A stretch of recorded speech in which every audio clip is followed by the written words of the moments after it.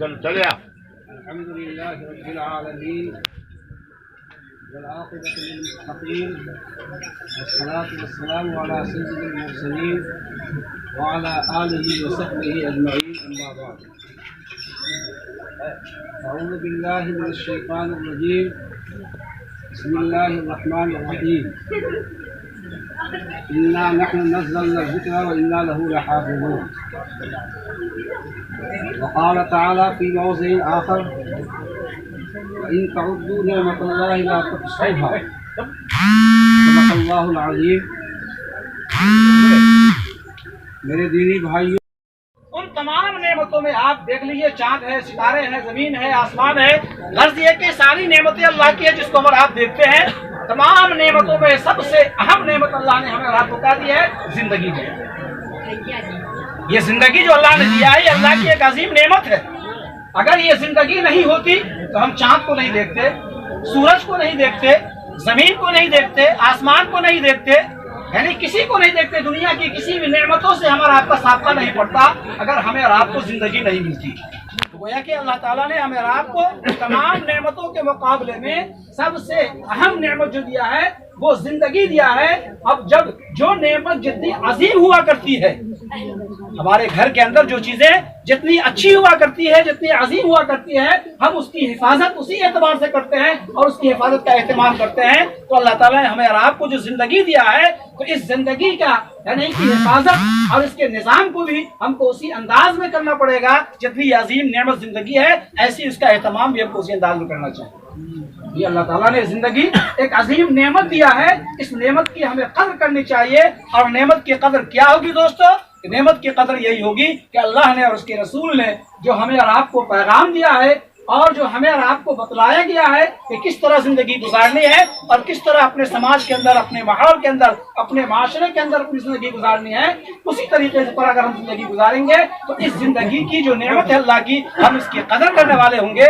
اور اگر ہم نے زندگی اس اعتبار سے نہیں گزاری جس طرح اللہ اس کے رسول نے ہمیں حکم دیا ہے، تو گویا کہ ہم اسے یعنی اس کی ناقدری کریں گے اور ہمارا شمار ناقدروں میں ہوگا۔ تو اللہ تعالیٰ ہم سب کو یعنی زندگی جو ایک نعمت ہے اس کی قدر کرنے کی توفیق دے، اور اللہ نے جس مقصد کے لیے ہمیں آپ کو زندگی دیا ہے ہمیں اس میں کامیابی نصیب فرمائے اور اس اعتبار سے ہم زندگی گزاریں جس طرح سے ہمیں مطالبہ اور تقاضا کیا گیا ہے۔ دوستو آخری بات چلتے چلتے عرض کر دوں، 3 حرف ہے، 30 نیکی ہے، اور رمضان کے اندر تو ایک نیکی کا بدلہ اور ایک لیلۃ القدر کے اندر جو ہے ایک نیکی کا بدلہ 1000 رات کے برابر ہوتا ہے۔ تو اگر کوئی الف لام میم رمضان کے اندر پڑھتا ہے اور اسے کیا کہتے ہیں شب قدر کے اندر پڑھتا ہے تو اندازہ کر لیجئے، اس کو جوڑ لیجئے کتنی نیکی ہو جاتی ہے۔ تو اس لیے اس موقع سے فائدہ اٹھانا چاہیے کہ اللہ تعالیٰ نے لیلۃ القدر کو بڑی فضیلت دی ہے کہ اس رات کی عبادت 1000 رات کے مقابلے میں ہے۔ تو اگر ہم اس رات میں قرآن پڑھتے ہیں، اگر ایک پارہ قرآن پڑھتے ہیں تو گویا کہ ہم 1000 رات میں پڑھنے کا ہم کو ثواب ملے۔ 1000 رات دوسرے دنوں میں اگر 1000 رات ہم قرآن پڑھیں گے جتنا ثواب ملے گا اتنا اس رات بھی اگر ایک پارہ پڑھتے ہیں تو ہم کو ثواب ملے گا۔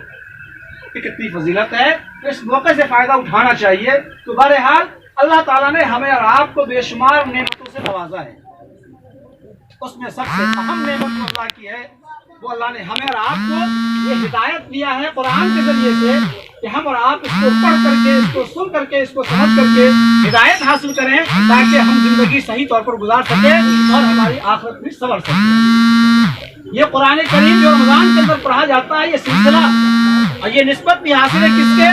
آقا صلی اللہ علیہ وسلم اور حضرت جبرائیل علیہ السلام کی نسبت حاصل ہے۔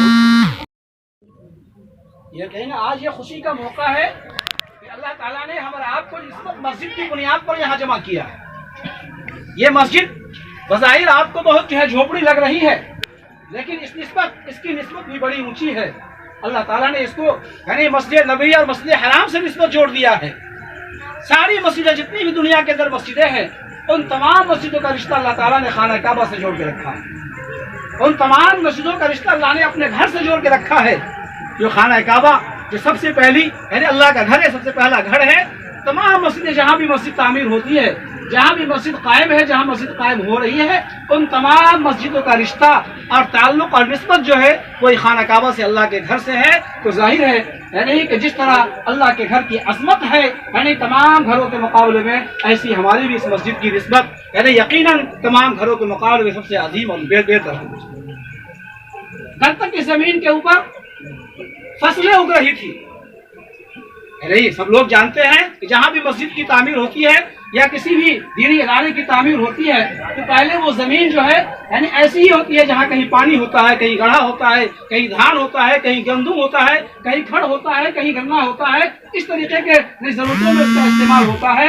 تو یہ اللہ کی طرف سے توفیق ہوتی ہے، اور اللہ تعالیٰ جس زمین کے ساتھ یاد کر لینا یہ بہت بڑی بات تو ضرور ہے، لیکن اس کو سمجھنا اور پھر اس کے تقاضے پر عمل کرنا یہ اس سے بہت بڑی بات ہے۔ تو ابھی یہ اس عمر میں داخل ہیں کہ اللہ تعالیٰ نے انہیں قرآن کریم کو حفظ کرنے کا شرف بخشا اور یہ توفیق دی، ورنہ یہ بھی کسی اور کام میں مشغول ہو سکتے تھے جس طرح اور بھی بچے بہت سارے کام میں مشغول ہیں، لیکن اللہ تعالیٰ نے ان کو چنا اور ان کا انتخاب فرمایا اور پھر ان کو قرآن کریم کو یاد کرنے کا شعور اور اللہ تعالیٰ نے یہ جذبہ دیا اور انہوں نے قرآن کو یاد کیا۔ تو قرآن کو پڑھنے کی بڑی فضیلت ہے، احادیث کے اندر بے شمار فضائل بیان کیے گئے، رات بھر ہم سنتے رہتے ہیں، یہ تفسیر کا وہ موقع نہیں۔ تو ہم اور آپ کو خاص رمضان کے اندر قرآن کو پڑھنے کا اہتمام کرنا چاہیے، اس لیے کہ رمضان کی جو افضلیت ہے اور رمضان کی جو فضیلت ہے جو میں نے بتایا کہ نسبت بنیادی چیز ہوا کرتی ہے، تو رمضان کو جو دیگر مہینوں کے مقابلے میں افضلیت اور برتری حاصل ہے کہ رمضان کو سب سے بابرکت مہینہ کہا گیا ہے، سب سے عزت والا، سب سے شرف والا اور سب سے فضیلت والا مہینہ کہا گیا ہے، وہ اسی بنیاد پر کہ رمضان کو قرآن کریم سے نسبت حاصل ہے کہ اللہ تعالیٰ نے اسی رمضان کے اندر پورے قرآن کو نازل فرمایا ہے۔ اس بنیاد پر تمام مہینوں کے مقابلے میں اس مہینے کی برکت ہے، شہر رمضان الذی انزل فیہ القرآن، یعنی کہ رمضان کے اندر اللہ تعالیٰ نے قرآن کریم کو نازل فرمایا، اس بنیاد پر رمضان کو جو ہے فضیلت حاصل ہے۔ تو ہم اور آپ اگر اس نسبت کی بنیاد پر رمضان کے اندر قرآن کریم کو پڑھتے ہیں یا اگر پڑھنا نہیں آتا ہے اس کو سنتے ہیں تو ہم اور آپ کی بھی فضیلت ان لوگوں کے مقابلے میں جو قرآن نہیں پڑھیں گے یا قرآن نہیں سنیں گے یقیناً ہماری افضلیت ہوگی دوستو۔ تو اس کا اہتمام کرنا چاہیے۔ دراصل یہ رمضان اور تراویح اور قرآن یہی پیغام دیتا ہے کہ ہم اور آپ کو اپنا رشتہ قرآن سے ہمیشہ جوڑ کے رکھنا چاہیے، تبھی جا کر کے ہمیں کامیابی مل سکتی ہے۔ اگر ہمارا رشتہ قرآن کریم سے کمزور ہوا تو ظاہر ہے کہ ہم کمزور ہوں گے۔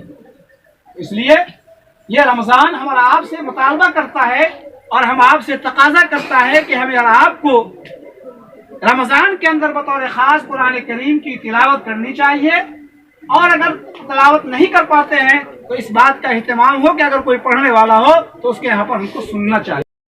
احسان ہے کہ اللہ تعالیٰ نے ہمیں اور آپ کو ایمان جیسی عظیم دولت سے مالا مال فرمایا، اور ساتھ ہی رمضان المبارک یہ بابرکت مہینہ خیر و خوبی کے ساتھ گزارتے ہوئے آج ختم تراویح میں ہم سب کو شریک ہونے کا موقع میسر ہوا۔ یہ خاص اللہ کا فضل ہے اور اس کا احسان ہے۔ اگر اللہ کی طرف سے توفیق نہیں ہوتی تو ہم اور آپ یہاں جمع نہیں ہو پاتے۔ یہ محض اللہ کا کرم اور اس کا احسان ہے۔ دوستو، شے اپنی نسبت سے عظیم ہوا کرتی ہے۔ نسبت بہت بڑی چیز ہے اور بہت بنیادی چیز ہے۔ ہم اور آپ کو اللہ تعالیٰ نے قرآن کریم کے اندر خیر امت کی نسبت سے نوازا ہے کہ کنتم خیر امتن، کہ تم بہترین امت ہو، سب سے بہترین امت ہو۔ یہ بہترین امت ہونے کا جو شرف حاصل ہے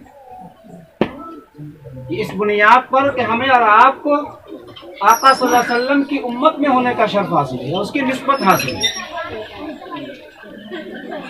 تو نسبت بہت عظیم ہوا کرتی ہے۔ تو ہم اور آپ یہاں جو جمع ہوئے ہیں، ظاہر ہے کہ نسبت کی بنیاد پر جمع ہوئے ہیں کہ آج تراویح کے ختم ہونے کا دن ہے اور رمضان کی طاق راتوں میں یہ آخری رات ہے۔ اللہ تعالی ہم سب کے یہاں جمع ہونے کو قبول فرمائے۔ دوستو، یہ کوئی تفصیل کا موقع نہیں، ہم مبارکباد دیتے ہیں حفاظ کرام کو جنہوں نے بڑی محنت اور بڑی کاوش اور بہت ہی اخلاص کے ساتھ قرآن کریم کو یاد کیا اور پھر ہم آپ کو سنایا۔ اللہ تعالیٰ ان دونوں کو جزائے خیر عطا فرمائے، آمین۔ اور ساتھ ہی قرآن کریم کو جس طرح انہوں نے یاد کیا ہے اس پر اللہ تعالیٰ عمل کرنے کی توفیق اور ہمت بھی دے۔ آمین۔